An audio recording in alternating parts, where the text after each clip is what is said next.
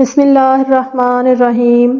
ایک دفعہ کا ذکر ہے کہ ایک بادشاہ کی بیوی کسی وجہ سے اس سے ناراض تھی۔ بادشاہ چاہتا تھا کہ محبت و پیار کا وقت گزاریں، اور بیوی جلی بیٹھی تھی اور وہ چاہتی تھی کہ اس کی شکل ایک آنکھ بھی نہ دیکھوں۔ ادھر سے اصرار اور ادھر سے انکار۔ جب بہت دیر گزر گئی تو بادشاہ نے محبت میں کچھ اور بات کر دی۔ جب بادشاہ نے بات کر دی تو بیوی نے کہا، جہنمی، دفع ہو یہاں سے۔ جب بیوی نے اتنی بڑی بات کہہ دی تو بادشاہ کو بھی غصہ آ گیا، چنانچہ کہنے لگا، اچھا اگر میں جہنمی ہوں تو تجھے بھی 3 طلاق۔ اب بادشاہ نے بات تو کر دی مگر وہ دونوں پوری رات متفکر رہے کہ آیا طلاق ہوئی بھی ہے یا نہیں۔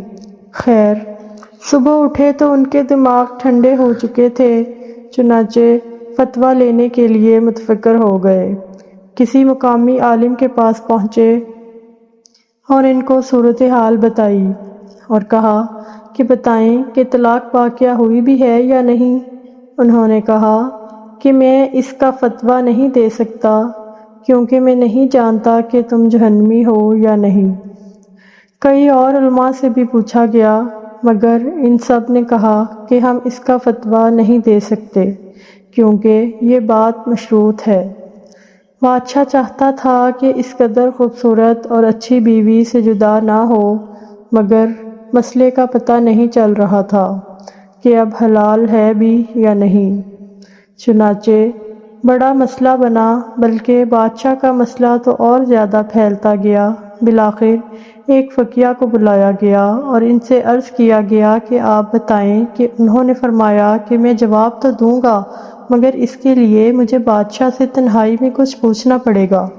اس نے کہا، ٹھیک ہے پوچھیں۔ چنانچہ انہوں نے بادشاہ سے علیحدگی میں پوچھا کہ کیا آپ کو زندگی میں کبھی کوئی ایسا موقع آیا ہے کہ آپ اس وقت گناہ کرنے پر قادر ہوں مگر آپ نے اللہ کے خوف سے وہ کبیرہ گناہ چھوڑ دیا ہو؟ بادشاہ سوچنے لگا۔ کچھ دیر کے بعد اس نے کہا، ہاں ایک مرتبہ ایسا واقعہ پیش آیا تھا۔ پوچھا، وہ کیسے؟ کہنے لگا، ایک مرتبہ جب میں آرام کے لیے دوپہر کے وقت اپنے کمرے میں گیا تو میں نے دیکھا کہ محل میں کام کرنے والی لڑکیوں میں سے ایک بہت ہی خوبصورت لڑکی میرے کمرے میں کچھ چیزیں سنوار رہی تھی۔ جب میں کمرے میں داخل ہوا تو میں نے اس لڑکی کو کمرے میں اکیلے پایا۔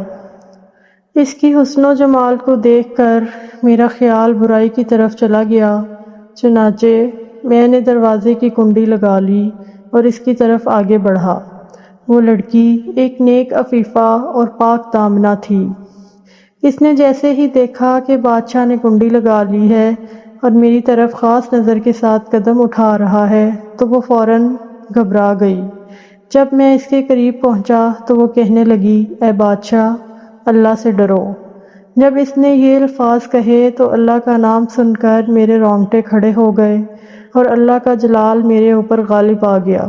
چنانچہ میں نے اس لڑکی سے کہا، اچھا چلی جاؤ۔ میں نے دروازہ کھولا اور اسے کمرے سے بھیج دیا۔ اگر میں گناہ کرنا چاہتا تو اس وقت لڑکی سے گناہ کر سکتا تھا، مجھ سے کوئی پوچھنے والا نہیں تھا، مگر اللہ کے جلال، عظمت اور خوف کی وجہ سے میں نے اس لڑکی کو بھیج دیا اور گناہ سے باز آیا۔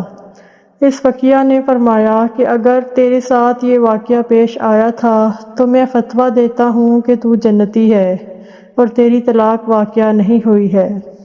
اب دوسرے علماء نے کہا، جناب آپ کیسے فتویٰ دے سکتے ہیں؟ انہوں نے فرمایا، میں نے اپنی طرف سے فتویٰ نہیں دیا بلکہ یہ فتویٰ تو قرآن دے رہا ہے۔ وہ حیران ہو گئے کہ قرآن نے فتویٰ کہاں دیا؟